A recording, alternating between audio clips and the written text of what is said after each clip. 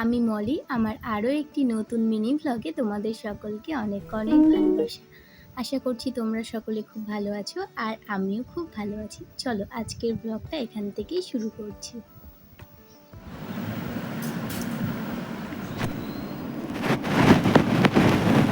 সকালবেলায় সবার প্রথম বাইরের থেকে কি ফুল ফোটে এবং পাখি গাছপালা ভিভান একটু ঠাকুর বাইরে থেকে এই সমস্ত কিছু দেখে আসে। আর তারপর ওকে ফ্রেশ করে দিয়েছি, জামা কাপড় পাল্টে কাজলের টিপ পরিয়ে হাত মুখ মুছিয়ে দিয়েছি।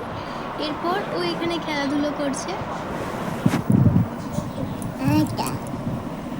কোনটা?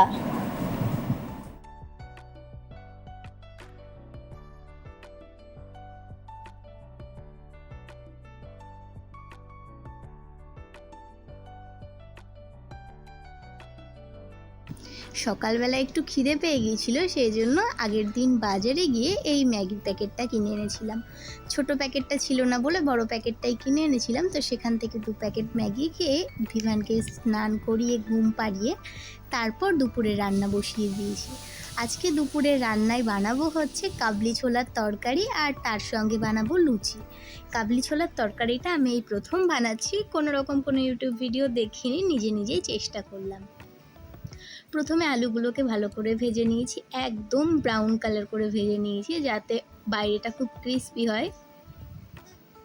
আর এরপর ওই তেলের মধ্যে কিছু পনির ভেজে নেব। পনিরের সাইজটি একটু বড় বড় করে কেটে ফেলেছি, আর একটু ছোট কাটলে আরও ভালোভাবে ছোলার সঙ্গে মিশে যাবে।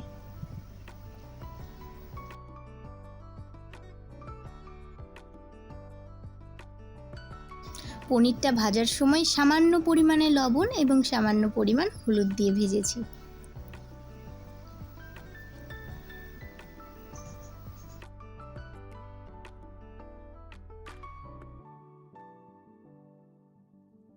পনিরটাকে খুব বেশি ভাজবো না, হালকা ভেজে উঠিয়ে নেব। এরপর বাকি যেই অবশিষ্ট তেলটা থাকবে ওই তেলের মধ্যে গোটা গরম মশলা, জিরে আর তার সঙ্গে একটা পেস্ট বানিয়ে রেখেছিলাম মশলার, সেটাই দিয়ে দিয়েছি।